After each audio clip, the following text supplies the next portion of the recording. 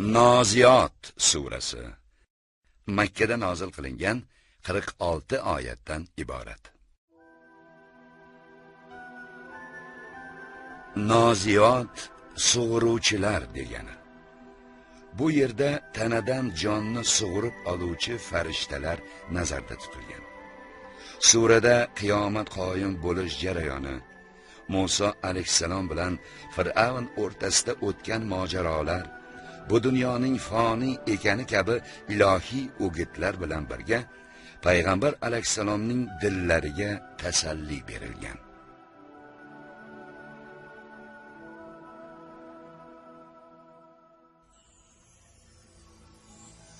Mehribon va rahimli Alloh nomi bilan.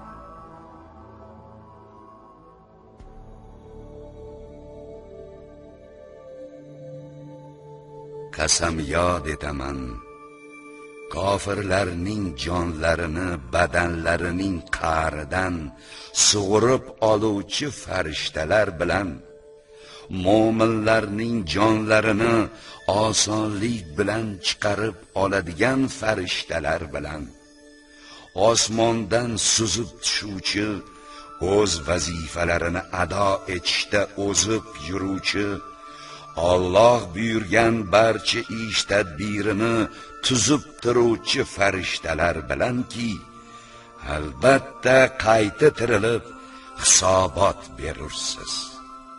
U kunda larzaga keluvchi sur larzaga keladi. Ortidan keluvchi ikkinchi bor chalingan sur ovozi ergashur. U kunda dillar qo'rquvga tushuvchidir, ko'zlar esa dahshatdan qamashib qoluvchidir. Ular bu dunyoda derlar, haqiqatan ham biz o'lgach avvalgi holatimizga qaytariluvchimizmi? Chirik suyaklarga aylanib qolgan vaqtimizda-ya? Ular istig'zo bilan, unday bo'lsa, bu biz uchun rosa ziyon qiluvchi qaytish-ku deydilar. Bas u qaytish faqat birgina sayhadir, surning ikkinchi marta chalinishidir.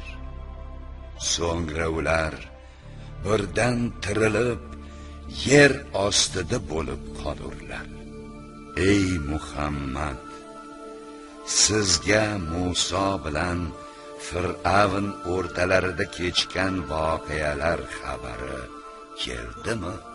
Qayski Parvardigori unga muqaddas Tuvo vodiysida shunday nido qilgan ediki, ey Musa, Fir'avnning oldiga borgin, zero u haddidan oshdi.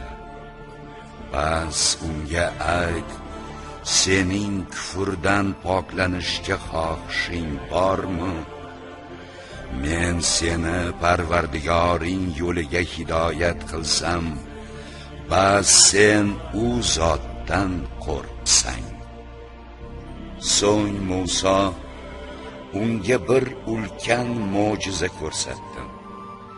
Fir'avn uni yolg'onga chiqardi va Allohga itoatsizlik qildi. So'ngra shoshganicha Musodan yuz o'girib ketdi. So'ngra o'z odamlarini to'pladi va jar soldi.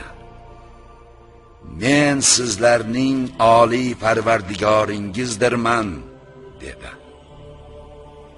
Bas Alloh uni, Fir'avnni oxirat va dunyo azobi bilan ushladi. Albatta bu qissada Allohdan qo'rqadigan kishilar uchun ibrat bordir. Ey mushriklar, sizlarni yaratish qiyinroqmi yoki osmonlarnimi? Bilasizki, Alloh uni bino qildi, qaddini baland qilib bitirdi. Yana u osmonning tunini qorong'u qilib, undan kunduzini chiqardi. Shundan keyin yerni tuyaqush tuxumi shaklida yoyib, tekislab qo'ydi. Undan suvi va yaylovlarini chiqardim. Tog'larni esa yerga o'rnashtirdim. Bularning barchasi sizlarga va chorva hayvonlaringizga manfaat bo'lsin deb qilindi. Bas qachon baloi azim qiyomat kelganida inson o'z qilmishini eslab qoladigan kundan ko'radigan har bir kishiga do'zax namoyon qilinganida, bas o'shanda kimki dunyoda haddan oshgan va dunyo hayotini oxiratdan ustun qo'ygan bo'lsa, u holda faqat jahannamgina unga makon bo'lur.